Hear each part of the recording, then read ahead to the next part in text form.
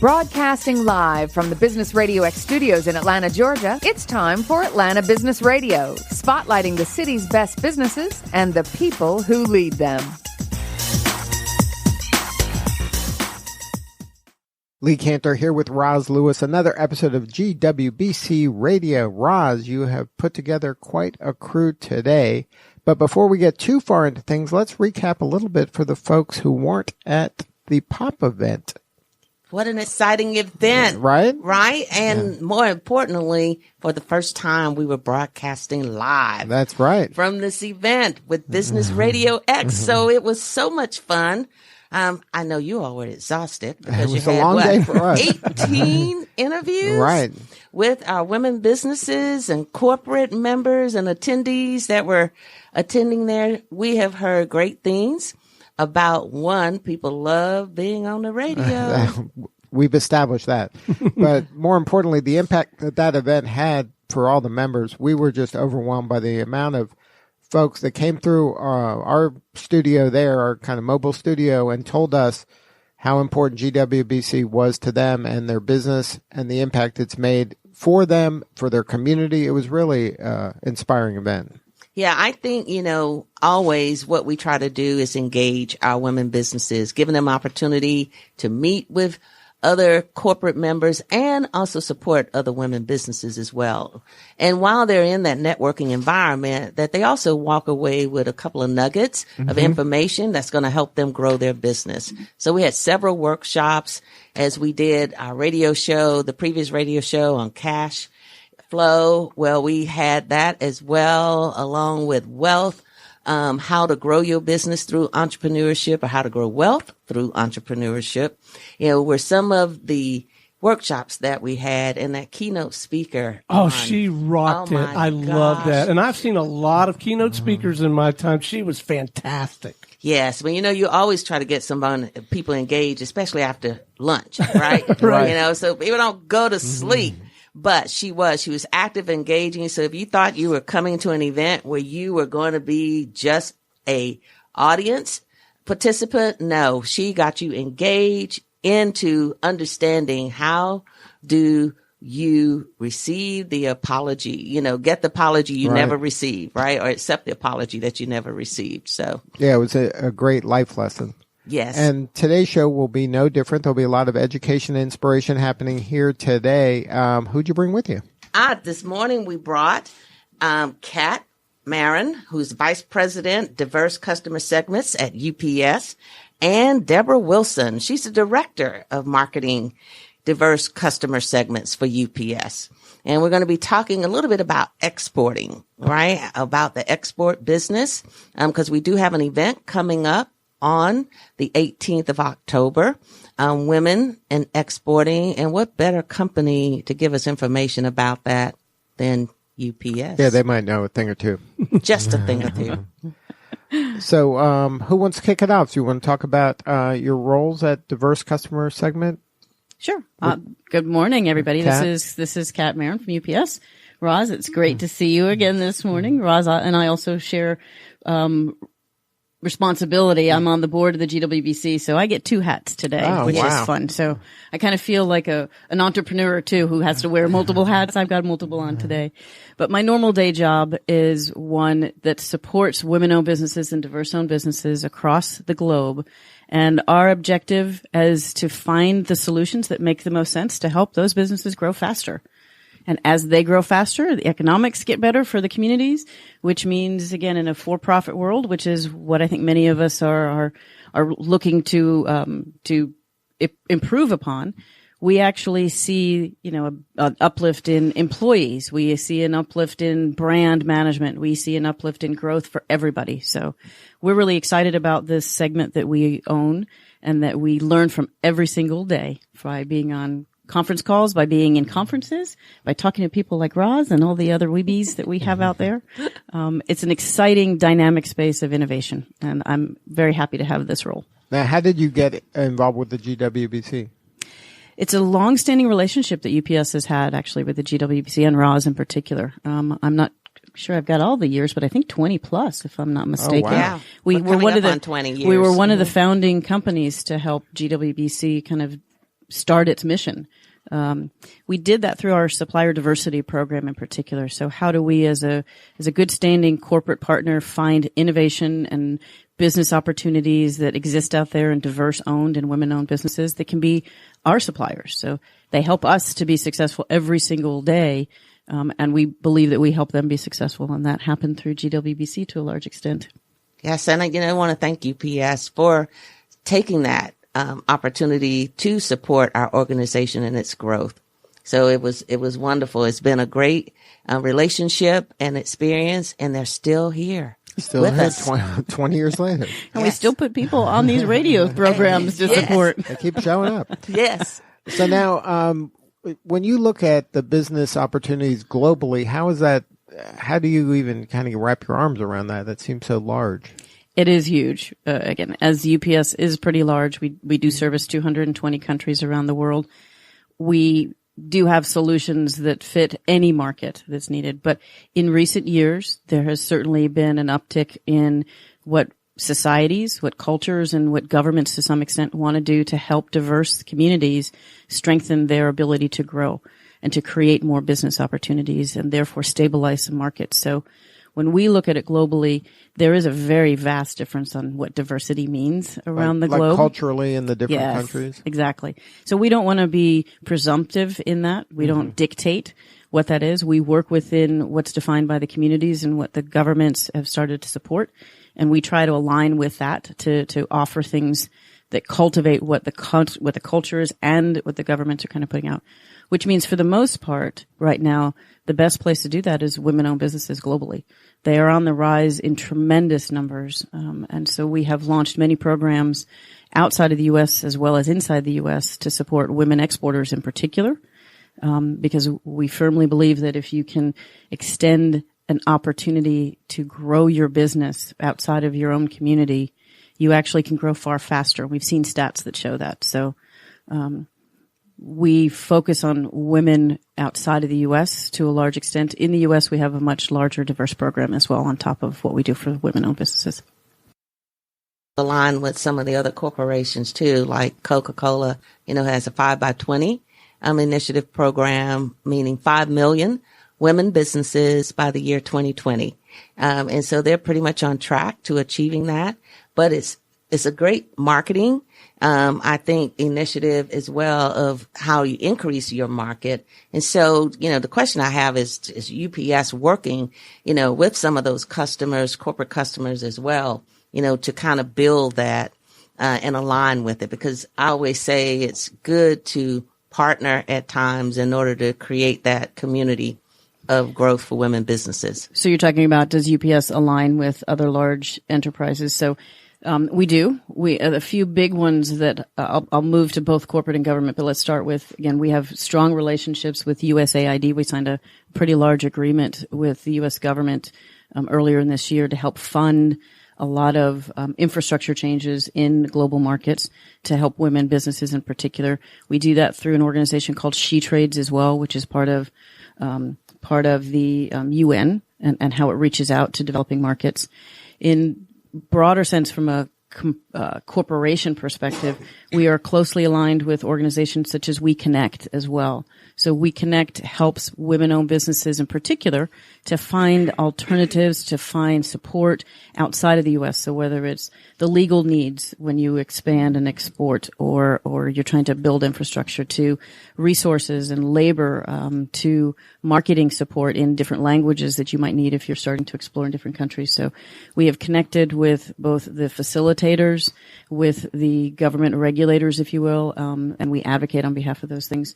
We also are connected with other large companies like Delta, like BP, and some others that are doing supplier diversity efforts outside of the U.S. So we can all learn from each other in a way that brings up all organizations in these spaces. Now, when you're working with the other large corporates, is it open where you're like, what are you doing here with diversity? Are there some best practices that maybe we're not aware of, or we're doing this works? Are they open to those kind of conversations? Everybody, it seems, my experience in this diversity and inclusion space is everybody seems to be very open to share what's working and what's not working.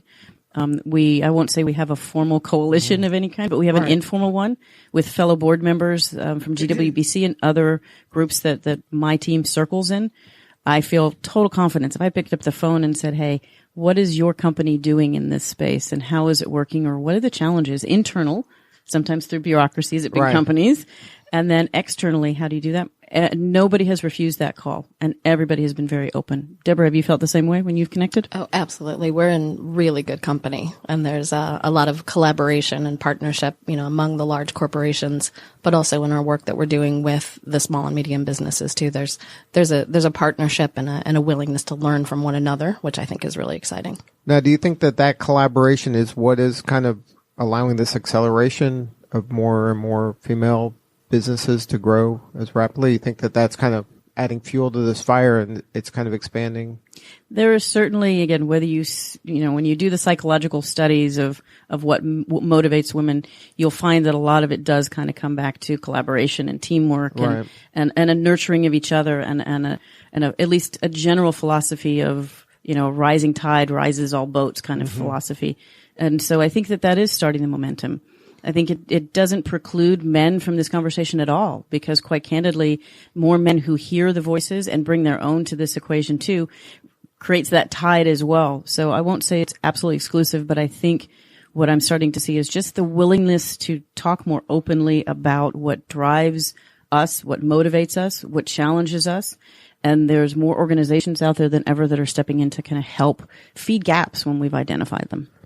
Now, when you are talking to the small business owner let's just say we're in America, since we're in America right now, is like exporting, is that even on their radar a lot of times? Is this something that, maybe do you see it every day and you're like, everybody should be exporting. This is obvious to us. Like, come on, what are they thinking? But to the person that's in a market, they're just out there battling in their own market. They can't even see going outside their state sometimes, let alone internationally. It can be daunting, right? I mean, thinking about shipping your products outside of the U.S. can be very complicated. Right. I forget about your product. What about the money coming back to me? Like, that's a whole other kind of can of worms. Well, so the commerce, right? The e-commerce of it.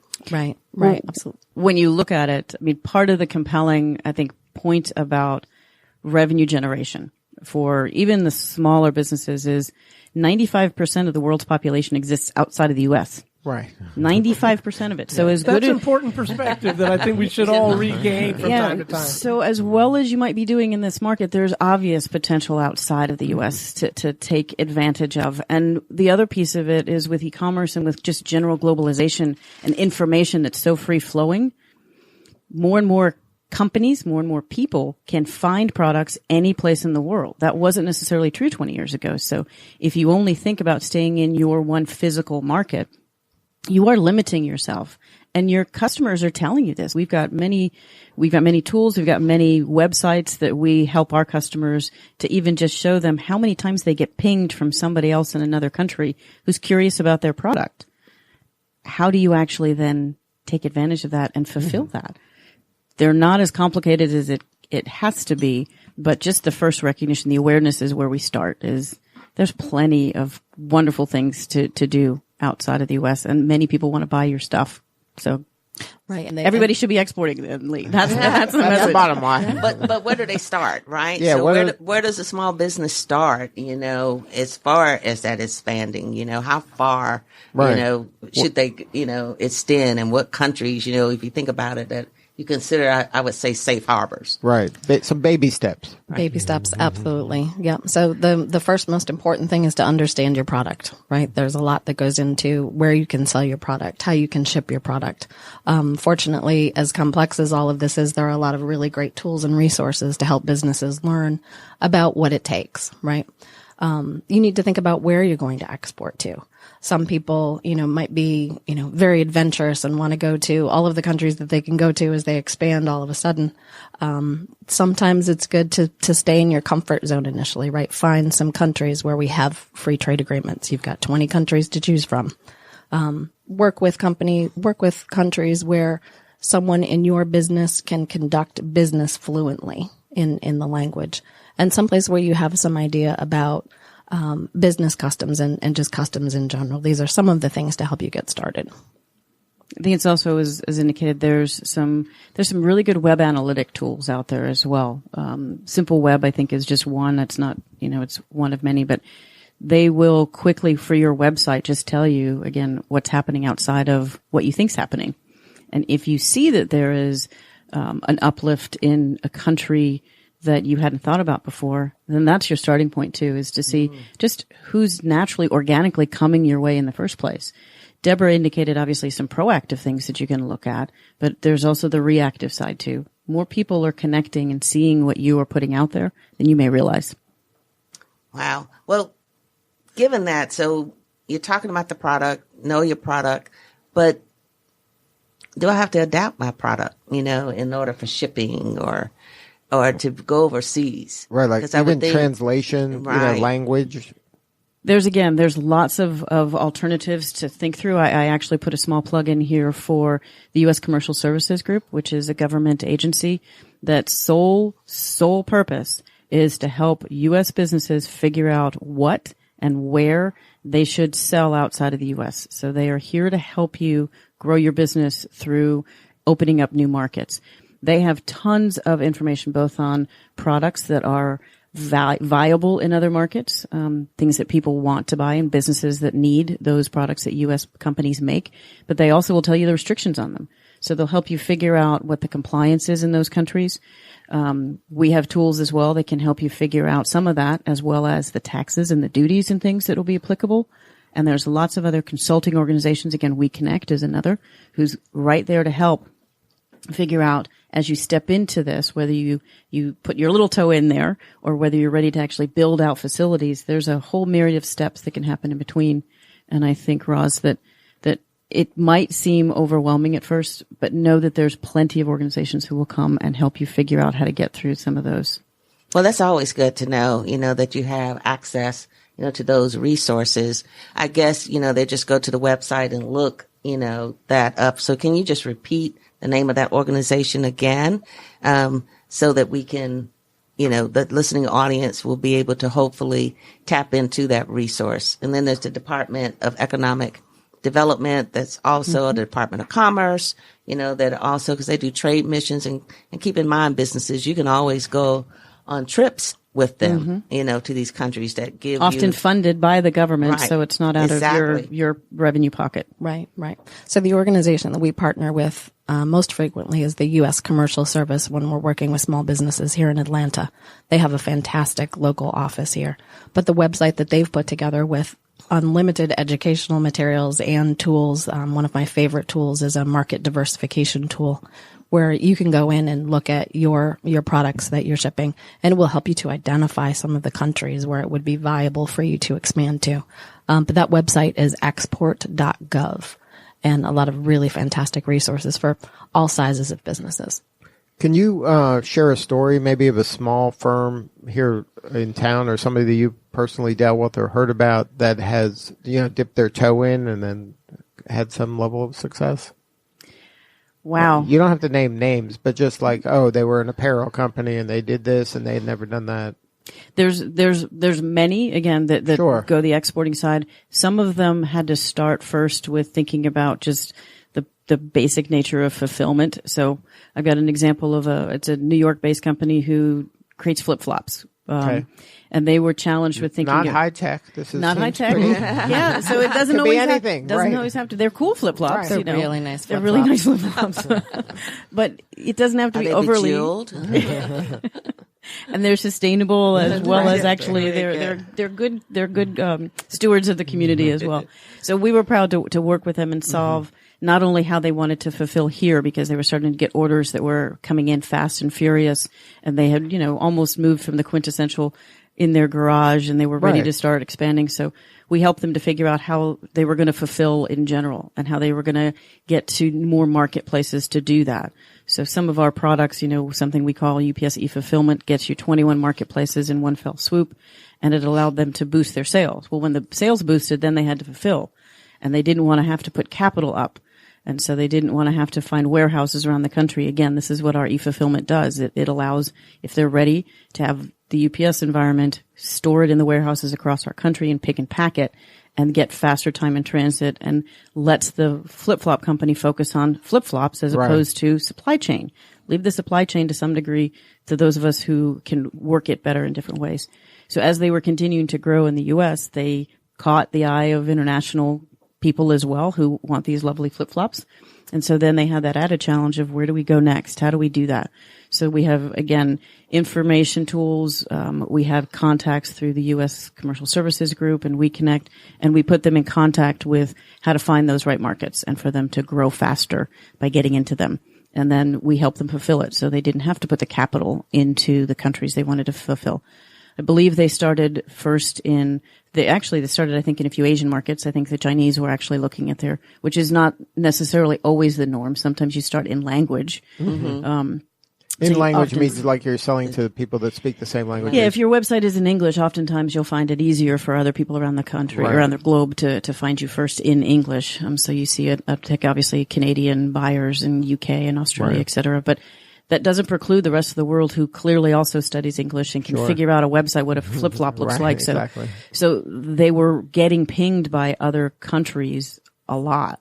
And that's where the analytics, where you can start seeing, wow, there's a lot of people in Japan that seems to be at least going to our website. Correct. So how do we want to do that? Right. How on earth do I then do this? So with some tools that we've got that allowed them to figure out how to predict what was going to be the duty and tax so that their consumer would have the information up front. We helped them to revise their website. So although it may not have been in every language around the globe, it at least took into account the internationalization of the duty and tax, of the exchange rates, et cetera, so that it made it so much easier for them to communicate what they needed to their buyers. So they've seen an uptick, obviously, in their international growth. They're very happy with both their business and quite honestly, they're happy with the relationship they have with us. So just one example for sure. But that's where UPS is really partnering with them. Like they didn't have to hire a supply chain guru. They just called UPS and a human being, helped kind of work. A human being can help. You can, if you're not ready for the human being and the intensity that we bring sometimes. We actually have on UPS.com, there's a knowledge center that we have as well. And if you're a small business or in whatever industry, there's both articles and things that we put out that help give better guidance on what, fulfillment means, what it doesn't mean, what marketplaces are, what they aren't, how they help you, how you need to watch. And then at the same time, there's places where you can say, and I need help. So if you put your information in, then we can set up either a free 15-minute consultation with somebody who can help you with whatever is your solution you're looking for. Because you don't know what you don't know. Correct. Like just this come is ask the questions. Right. But it also saves them if you think about it. Right. They're not paying, they're not having to worry about, funding a warehouse, there's on an as-needed basis. So to me, it's a great, just-in-time system throughout the supply chain and more cost-effective to sell those bejeweled flip-flops. Sustainable flip-flops. Flip-flops. And it's kind of an honest broker. It's not somebody with an agenda that is, there's a lot of people that are, not, I wouldn't say disreputable. There's people out there that may not have the best interest of this, mom and pop flip-flop company at heart. And that with UPS, you're getting somebody that's a trusted resource. Brand, we hope. I think that's a valid point. So I guess our best suggestion is go find organizations that legitimately are looking to help you. Now, certainly we do believe that we are the best in the business when it comes to logistics and supply chain solutions, but we know that there are other partners out there. So we bring in other solutions that may not have been readily available to you. So we have partners that help our customers create revenue. Although I am a marketer, this is not my company's core. We don't sell marketing products. We sell transportation logistics. But guess what? We have contacts because we can leverage our assets, if you will, to bring in other partners. So whether it's, the Netelixirs of the world or search engine optimization companies, we have mechanisms by which we provide those to our customers so that they have another third party they can trust to go to develop what they need to develop. So if it's not what you want from UPS directly in terms of moving package from A to B or putting it on a boat, coming in from China as your source, we still have other things that you can leverage from us, is the point. If we've done our job well, we walk away from some of these conversations with businesses saying, hey, I didn't know UPS could help me figure that out. Right, but from a marketing standpoint, that must be frustrating because you want them to know all the stuff that you offer. Right, it's a double-edged sword. Some days. Right. But, and I don't want to wax, philosophical, but I think as I started the conversation, and Debra and I, take this to heart, there is something very compelling and something very rewarding about finding a way to have, any business be able to find greater strength and growth. Would I love them to be a diehard UPS user? Absolutely. But you know what? At the same time, if I've found a way to make them happy, they'll eventually come back and have a conversation with us, or they'll advocate for us in another way, indirectly. And I can live with that because I think that that's a positive way for us to look at diversity and inclusion as well. Well, and it's also a way of paying it forward, right? And so it always comes back or circles back to you. And women are loyal. They're loyal to those corporations and companies that support them. So I think, having this information. So my takeaway from this just now is basically, UPS is also in the business of growing other businesses, right? And marketing that as well, of saying, we are looking at you in totality, not just as a shipping customer. Right. Our partnerships are with, companies as suppliers to UPS, as customers of UPS. But at some point, even if you're not doing business with us right now, we hire a lot of people as well. And so having those business relationships and helping grow the businesses that are strengthening the communities that we're in provides us, better access to really qualified employees who can help us continue to do the work that we do. It's mutually beneficial to see, again, economic uplift by small and medium businesses. So even the big companies out there, I think more and more frequently are recognizing this, and doing something about it. So we're not just talking about it anymore. I think we're actually putting practical solutions out there in a more direct and more intentional way that we have in the past.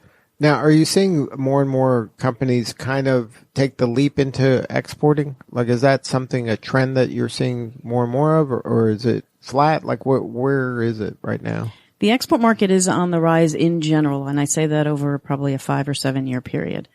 With that said, the last year and a half has been a little bit of a challenge, to say the least. What do you think could have contributed to that?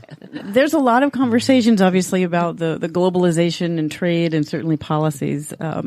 So the short answer is, I think we're seeing a little bit of a dip in because there's some concerns about what that really looks like, and not telling everybody on the radio what they already know, but when you're trying to make your margins hold true and as tight as you can, and all of a sudden you have a supplier who's got to pay a very different tax scenario than they used to because the policies have changed in whatever direction by whatever country, it's a major impact to you. So companies like us are at least aware of that. So we are starting to see more conversations about how do I export to the right markets. So again, some of the support we give is, although this might be a lucrative market, maybe this is not the time perhaps to find another one.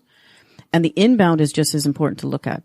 So as more and more companies, regardless of size, are sourcing outside of the U.S. because it's smart to do, it's economically viable to do, some of that is closing a little bit and tightening. And a company who's thinking about it is always trying to be flexible about where they can find those suppliers too. So some of the things that the U.S. Commercial Services does as well, and we help where we can, is if your supplier base outside of the U.S. is kind of dried up for cost reasons, where else can you go? Where is another viable supplier to you, maybe in another market that's not currently having the same policy change or tax scenario? And having that flexibility to figure out how to do that is really critical to keep a company alive. And the uncertainty is what small business, they don't like uncertainty. Everybody wants as much, kind of understanding the lay of the land as possible. And when it's turbulent, it just makes it difficult. Indeed, I think all businesses face that, whether it's in fuel prices that we're seeing these days. I mean, when you fly a fleet that's, as big as ours, 13th largest in the globe. Yeah, you don't like the uncertainty. You pay attention to all kinds of uncertainty. So it's not missed on companies like ours that when you put it down into the micro levels too, that it's highly impactful for continuity. Right. And people don't realize kind of when one domino falls, kind of the ramifications of that, 4 dominoes away from that. Absolutely right. It's trying to predict and plan for that too. We often talk about, if you don't plan and you don't forecast and you don't measure it, then obviously you're not going to move the mark where you need to. But in a time of uncertainty, it really gets even more complicated to forecast. So having abilities to see what is going on in your business is also important. So if I can take this just along that path for a second, we are big at UPS about data, and we are big about dashboards. We talk about them all the time. I'm sure many of you guys out there have thought about your business dashboards too. And it all comes down to the data that you have that drives that, so that you can, as close to real time, see the impacts that are happening to you, and therefore be able to pivot and move as quickly as you can. And in the supply chain, that's really critical, especially when we come to trade and we come to, fuel prices and everything else. It's how do you know what's about to hit you as a small business? If you can see that even a day or two in advance, you can adjust for it. Mm-hmm. You can't fix the past. So dashboards and tools that are available to you, you should seek out. And again, where we can help, we're happy to try and build those with you. Now, a company that's thinking about exporting, is that something that if they partner with UPS, they have access to some of those tools for themselves, so they don't have to go and invest and create these kind of tools for themselves and Absolutely. Their export business? Absolutely. And what we've just launched in the last few months, after a lot of years of learning with our consumers, we have something that we call My Choice for consumers, is where it started, and it was giving them visibility. Hopefully many people have used that. But we've now advanced that into the B2B world. So it's My Choice for Business. And it allows you to see real time what's coming into you, how that's coming in. It helps you to figure out your inventories and maybe your finances relative to your ordering process. And then it figures out with you your outbound, and where that's going to play. And if we close this whole circle on e-commerce, most companies have to have a solution of returns of some kind. And if you have that ability, you can see what's coming your way and going out, and the whole full circle. That's an easy downloadable program by UPS. It's a simple registration, My Choice for Business. See if it works for you. It's ready and available. Well, I really don't think, I'm a proponent of not reinventing the wheel. And when you have resources such as UPS, and granted, the listening audience, yes, you have other options out there, but why not make sure you're focusing on what's core to your business and leave that type of information to the experts who do this day in and day out, and partner with them on that? And how do we encourage more small businesses to utilize these products and services? Right. That's what we like to say, right? Let us be the trade compliance and customs experts, so you don't have to be. You're running your business every day. You're doing business development. You're training your people. You're hiring your people. You're looking for suppliers. Let us, solve those complicated problems for you. One of the ways that we're helping small businesses to explore their export opportunities, and if they're already doing it, get better at it, get more efficient at it, is through a series of workshops. I don't know if you want to talk about the one that we have coming up soon. You mentioned it just a bit earlier in the beginning, but we're putting together a growth workshop for small businesses, and this is one of the workshops that we've done in several parts of the country.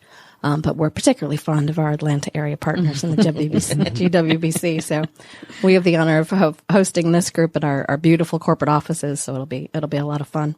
It's Friday, October 18th. It's 9:30 in the morning until 3:30 in the afternoon. And this is intended to be a growth workshop for those businesses who have a product that they're interested in exporting.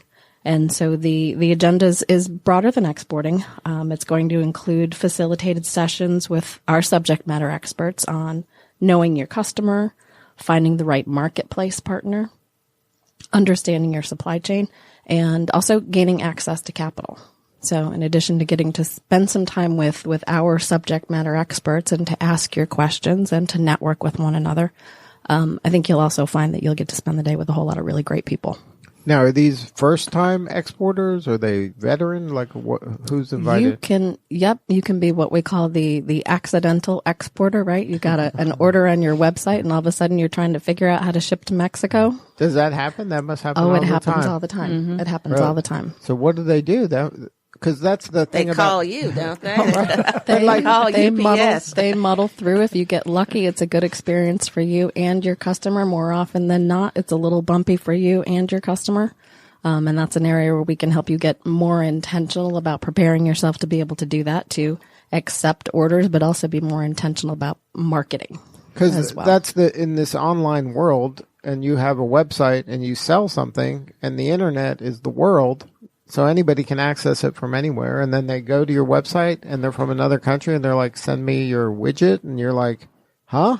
Like where?" Now what do I do? Yeah, and unfortunately, a lot of times we find that companies say no. They have to turn it down because they say no because they don't know what to do. Mm-hmm. Wow. You have another set, to Debra's point, who will try. And maybe they don't know how to fill out the customs document properly, so the product gets stuck or gets returned back to the U.S. And so not only did you spend a lot of money to get it there, your customer didn't even get it, and then they're mad and they've gone someplace else. So what Debra's trying to describe too is this is an opportunity for those to take that surprise moment out of the small, medium business, so that when they see that order from Mexico, they're like, yes, now we know what to do. And even if it's not an intentional marketing campaign for them, at least they can respond in a way that still keeps their revenue and their profit moving. But we are glad to support anybody who's, moving up from that phase too, and is wanting to be more intentional about this and find more markets and actually create growth strategies around it. Right. So you're not the accidental exporter. Correct. Exactly. Accidents happen, but you try the next time to plan for it. To keep them from being detrimental. Isn't it ironic, though? They have a website. I guess they don't think like this is the world. Like they think their website is just for them or the people around them, but it's the world. Every time you put something out there, the world can find it. And then, so it just is surprising that if they would do some sort of an online marketplace, they would think like, oh, no one's going to order it from outside of the country. Like it wouldn't. So they would be surprised, but I guess that happens. It does happen.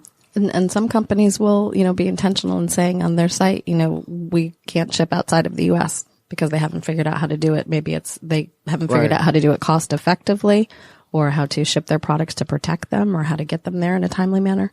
And these are all things that we can help businesses who are just starting to think about this do, and people who are already doing it do it better and more efficiently. Right, because that's a clue. Like if somebody from outside the country wants your stuff, it's hard to get customers. So it's it's hard to get. So if you get a customer outside, it's like, hey, there might be other ones out there too. Well, and especially I talk a lot about this when I meet with women-owned businesses and other diverse, actually all small businesses, quite candidly, is where do I find more companies or customers who want to buy my things, and how do I compete with the big guys out there who are, dominating in lots of ways because they can.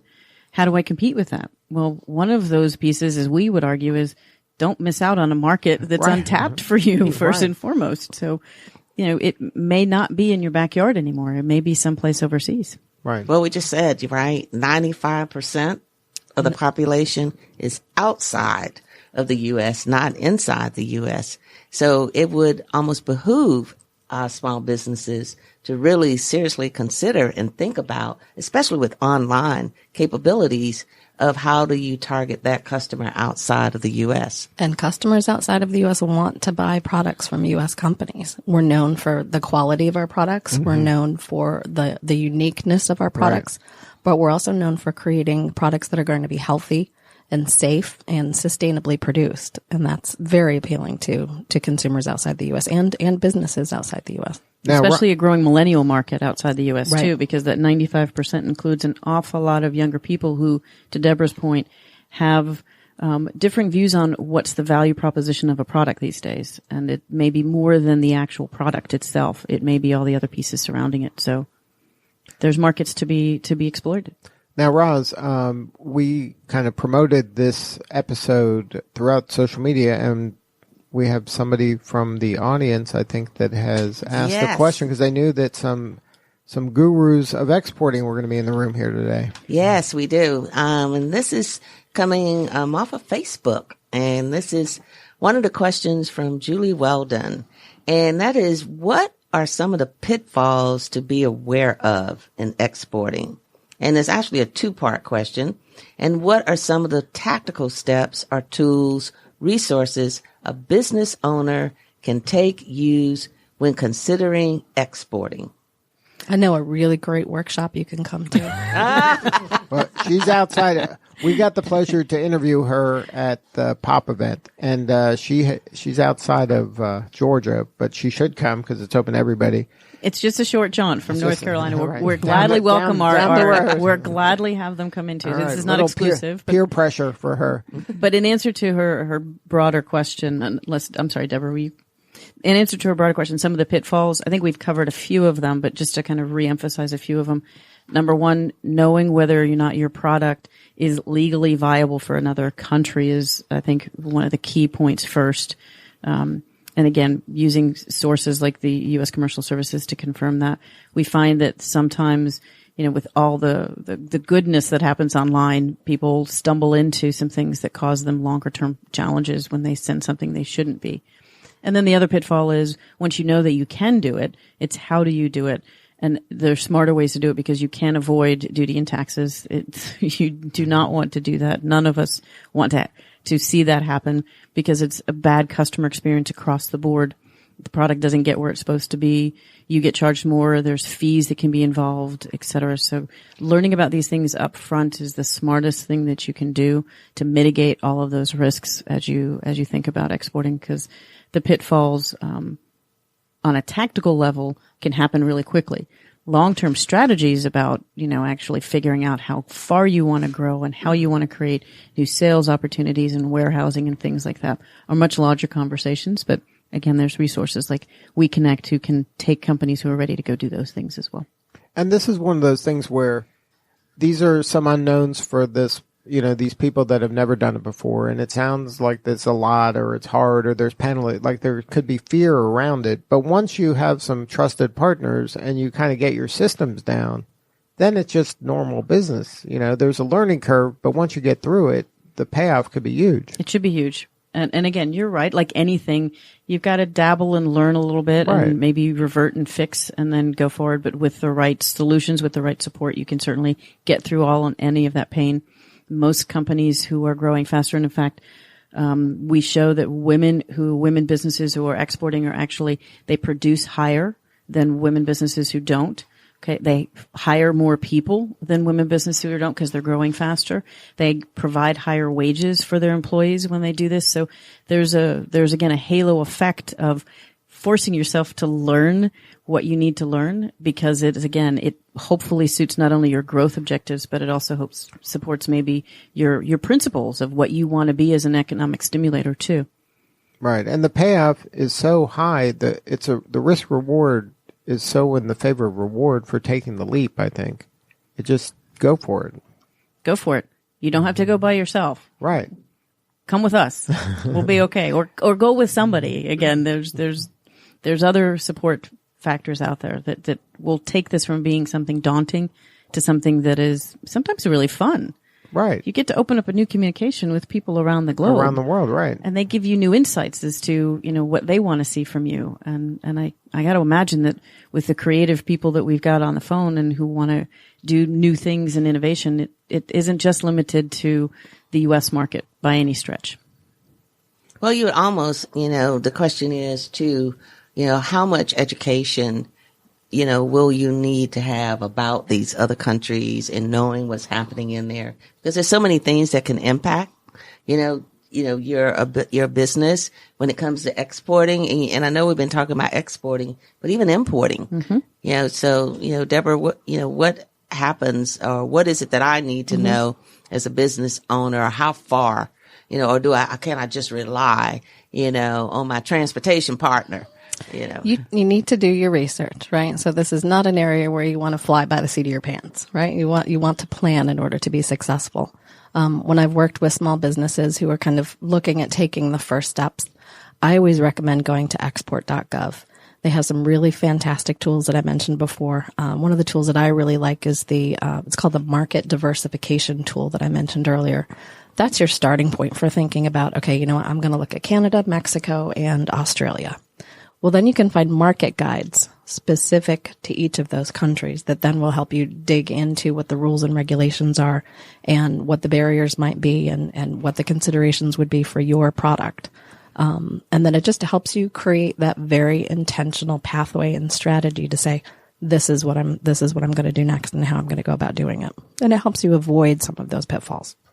And then no matter what the person is selling, there's going to be different kind of challenges associated, right? Like, so an apparel company might have a different challenge than a manufacturing company that might have a different challenge than a high-tech company, right? Like, there's different rules and different kind of pitfalls that each one of those provide. But when you go to those kind of governmental resources or UPS, you can kind of help them stay within the lanes of whatever it is. Correct. Whatever compliance is necessary. Because they're all different, right? They can be very different. I think with the amount of emphasis that we've placed over the years on learning more about the total industries and what's happening in there, we monitor the trends, whether it's healthcare or high tech and the subsegments below them. What is actually going to be an advantage for companies as they trade, and what's going to be the disadvantages or what's going to be the challenges and the changes.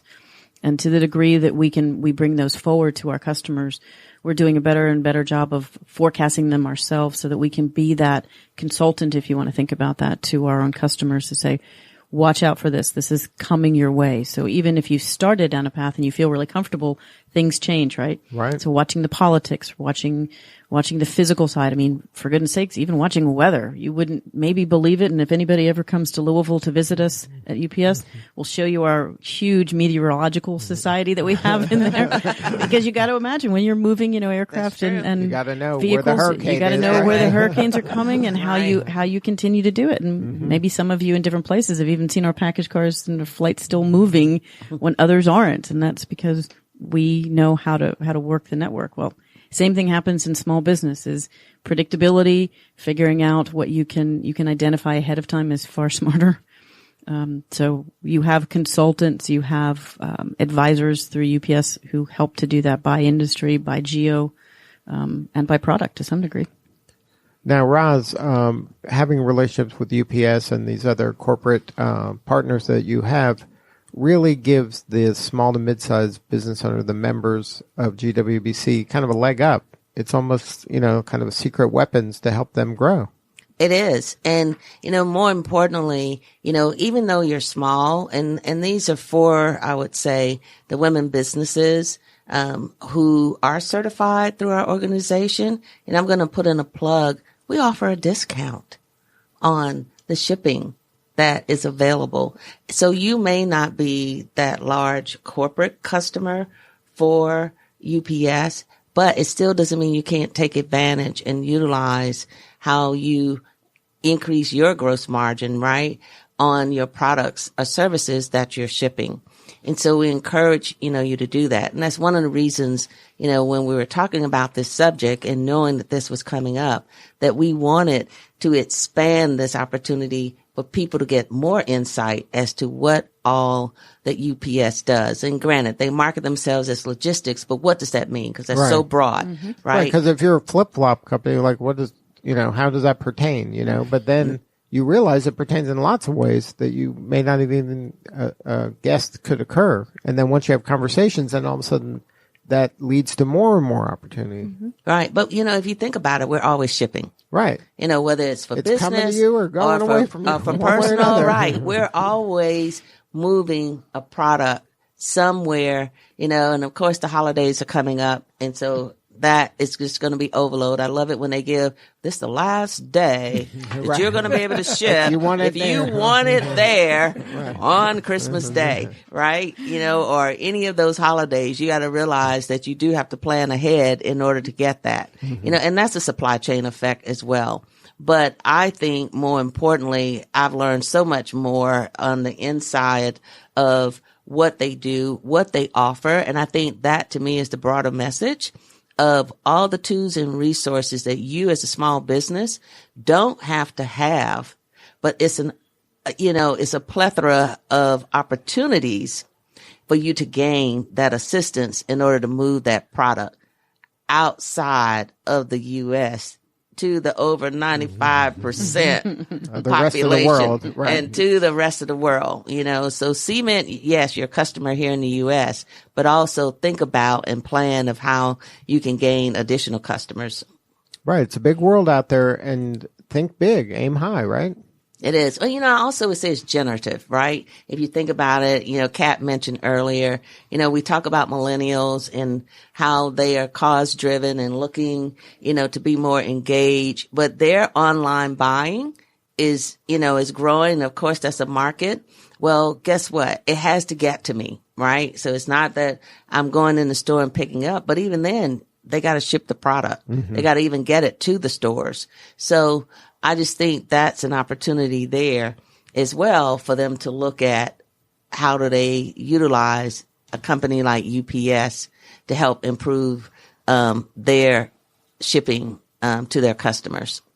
A really quick, short thing that can be done by anybody is take the time, take 10 or 15 minutes in your business and get a piece of paper in front of you as best as you can. Draw the globe, draw the U.S. where you want it to be and the other countries around the world, and just map out. We call it supply chain map.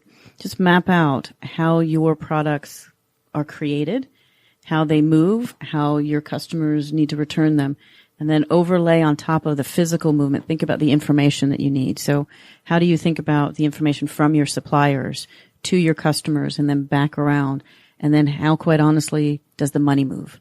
If you think about just those three things in your supply chain, goods, funds, and information, and you draw it out on a piece of paper, you're going to find places where you've got weak spots. And as you do that, you can solve for them. And so that kind of mapping session you can do on your own, or again, we have people who can certainly help to do that, including Debra and myself. And you can come do it at the workshop on October 18th. That's right. Final plug. When is that workshop again? That would be Friday, October 18th. At UPS. At UPS, yeah. Headquarters. And there'll be more information available about that and how to register on the GWBC website very shortly. So be looking out for that. And that's one of those things where the opportunity is there. It's there for you to take if you want it. And there's information and people who want to help you, be successful. So, I mean, it's silly not to at least explore it at the minimum. And earlier you mentioned that the analytics on your website can give you some clues. Like if there's a lot of people from another country hitting your website, you may want to consider trying to sell them something, right? Agreed. So now, Roz, if somebody wanted to learn more about GWBC, some of the events like this, what's the coordinates?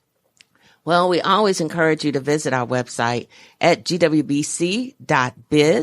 And more importantly, go to our calendar page, because on our calendar page, it's going to show you some of the events or programs that we will be hosting, such as the one that's on October 18th, right? The UPS on exporting. But if, whatever you have on your schedule, if you can move it, I would encourage you to change it and come to this event.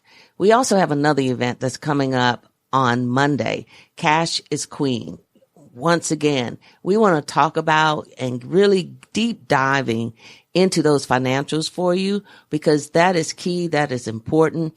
In other words, you got to have cash flow in order to be able to export those products or services, export those products. So that, and more importantly, along with, aside from your other homework that you just got from Kat, of looking at a global map and outlining that supply chain effect. And, you mentioned something else, tied to this Cash is Queen is currency. So that might be another segment that, right, Lee, we need to talk about is learn about the type of currency, because that also will impact your bottom line. And then a shout out and thanks to Julie Walden for her question. And be on the lookout for the GWBC Facebook page, because as soon as we have the topics for next month, there's going to be an opportunity to ask questions of the guests so that you can get your question answered here on the show. Thank you all for sharing your story today. Thank you very much, Lee, and Business Radio X for helping us out. Roz, always a pleasure. And thank you, Roz.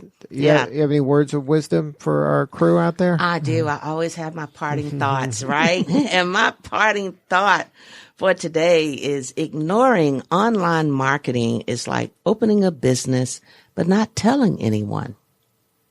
So keep that in mind. And that's anonymous, actually. So I can't even give credit. So you said it. As Roz always says. As Roz always says, you quoted 1,500 times today. So hopefully we've gotten someone really fired up today about wanting to figure out how they can export. So we've got the workshop available to you. I also want to give you our email address so that you can contact us if there's something that Kat and I can do for you to help you think about what is your next best step. Please reach out to us. It's diversitygrowth@ups.com.